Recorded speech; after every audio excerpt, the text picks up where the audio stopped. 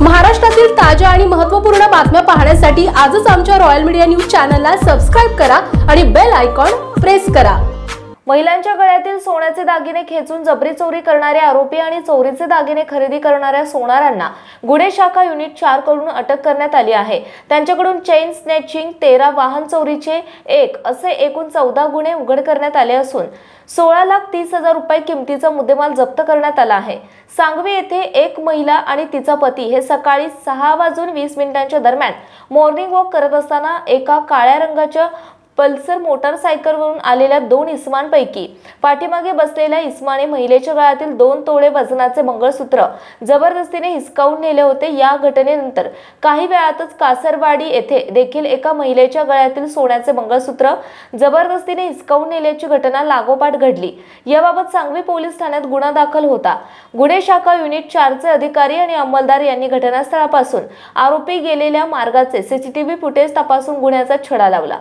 आरोपी आनंद सुनील साळुंखे उर्फ लोहार याला ताब्यात घेतले आहे। त्याने पाहिजे आरोपी महादेव उर्फ अजय गौतम थोरात याच्यासह गुन्हा केल्याची कबुली दिली आहे। मुद्देमालाबाबत चौकशी केली असता त्याने आरोपी अक्षय अशोक मुरकुटे आणि धीरज गोपाळ गवळी यांच्या मार्फत त्याची विल्हेवाट लावल्याची कबुली दिली आहे। खडकीतील 2 ज्वेलर्स आरोपी गणपत जवाहरलाल शर्मा, दर्शन रमेश पारिक यांना विक्री केल्याचे तपासात निष्पन्न झाले।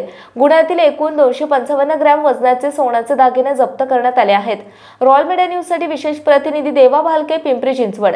एक तर आम्ही जसं मगाशी सांगितलं मॅडम की मॉर्निंग 5 ते 8:30 हे नाकाबंदी चालू केली गेलेली होती की जे इन रूट्स आहेत सिटीमध्ये येणारे त्या इन रूट्स वरती स्पेसिफिकली टार्गेट केलं गेलेलं होतं। त्यातून जे सीसीटीव्ही फुटेज पाहिल्या गेल्यानंतर एक माहिती मिळाली की ही गाडी कुठून येते किंवा त्यांचा पेहराव काय आहे।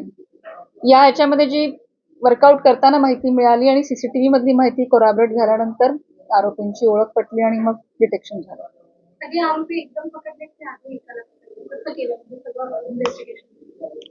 मॅडम एक आरोपी मिळाल्यानंतर eventually we get information, all are arrested. So